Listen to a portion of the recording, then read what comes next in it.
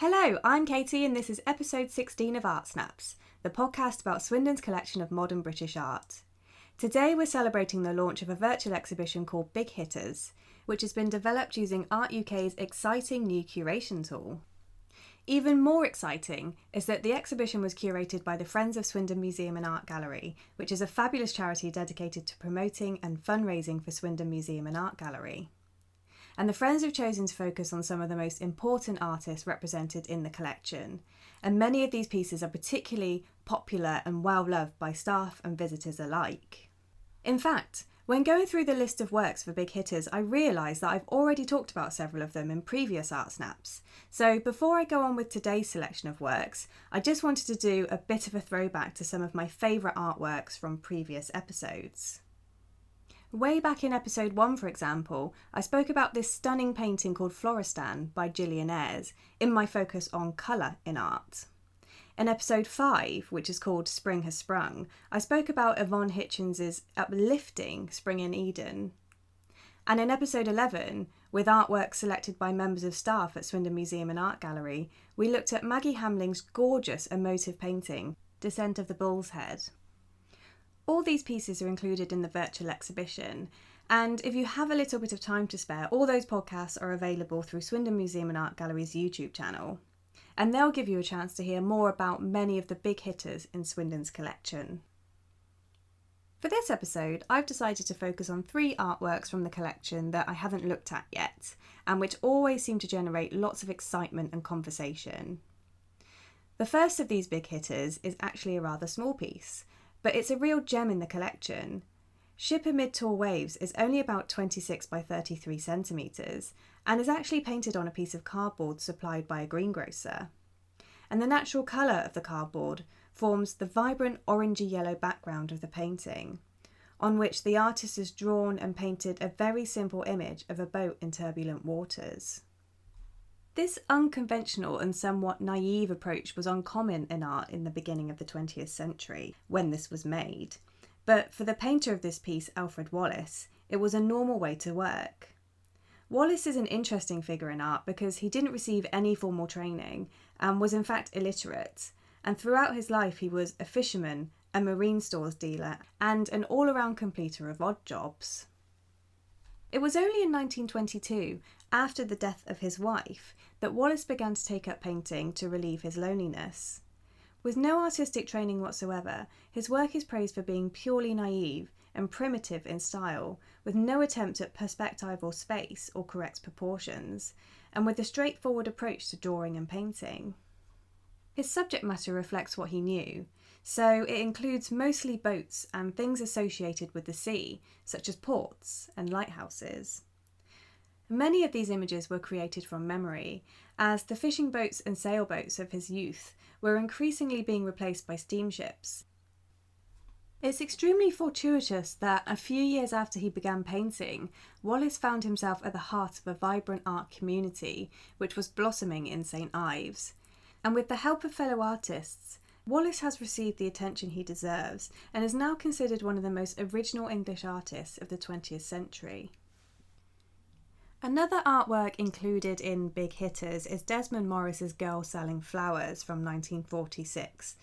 And this is another really well-loved piece in the collection, and I think this is partly because it's so bold and energetic, with all those unusual colourful shapes floating around the canvas.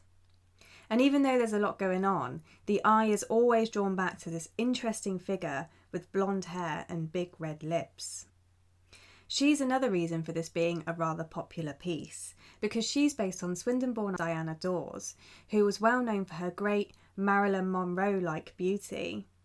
As well as her glamorous blonde hair and red lips, we can also make out a shapely leg and stiletto heel toward the centre of the painting. Desmond Morris was also a local youngster when he painted this. He was born in Purton in Wiltshire and moved to Swindon in 1933. And he went on to become a famous zoologist and ethologist, and is best known for his book The Naked Ape and his television programmes such as Zoo Time. He also became a fantastic surrealist painter and still practices as an artist today at 92 years old. Girl Selling Flowers was painted when Morris was only 18, so it's quite far removed from the work which we now associate him with. At the time he was dating the young Diana Dors, here in Swindon, and this scene was painted shortly after Morris had taken a trip to Petticoat Lane Market in London. So it seems that he was trying to capture the noise and energy of that place and the vibrancy of Dors with all those vibrant colours and dynamic shapes.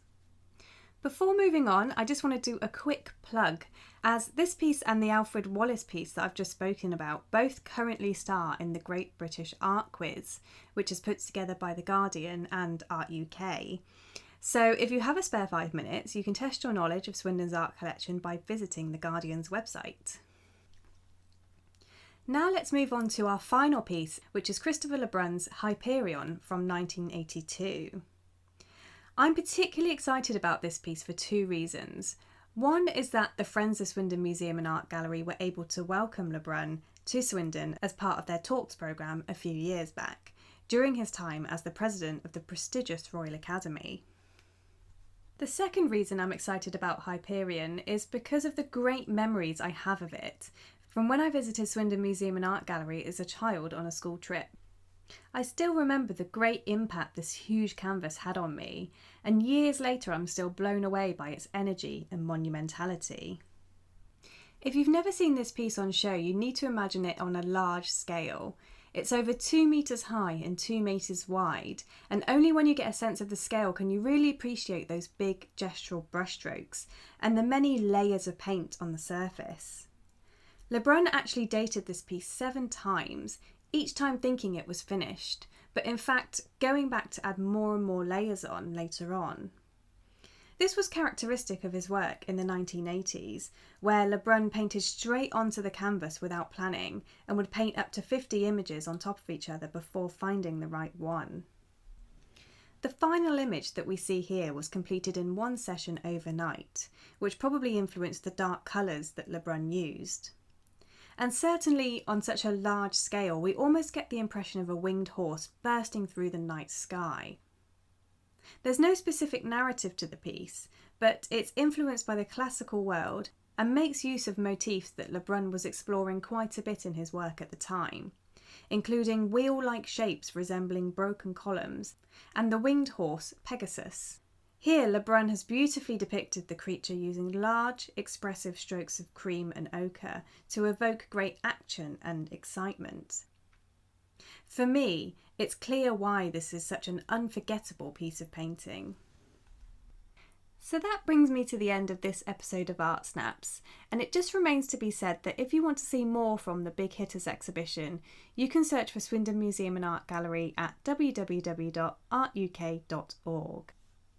And if you fancy seeing what else the Friends of Swindon Museum and Art Gallery are up to, take a look at their website www.friendsofsmag.org or their blog www.friendsofsmag.blogspot.com. Even though a lot of their usual activity is on hold due to COVID-19, they are running a great programme of live Zoom talks from some really interesting speakers. And you only need to become a friend for £15 per year to access these talks and support Swindon Museum and Art Gallery in a really positive way. And I should say thank you so much for supporting us by listening to this podcast. I hope you enjoyed hearing about some of the big hitters from Swindon's collection, and I hope that you enjoyed the virtual exhibition as well. Until next time, stay safe and stay well. Bye for now.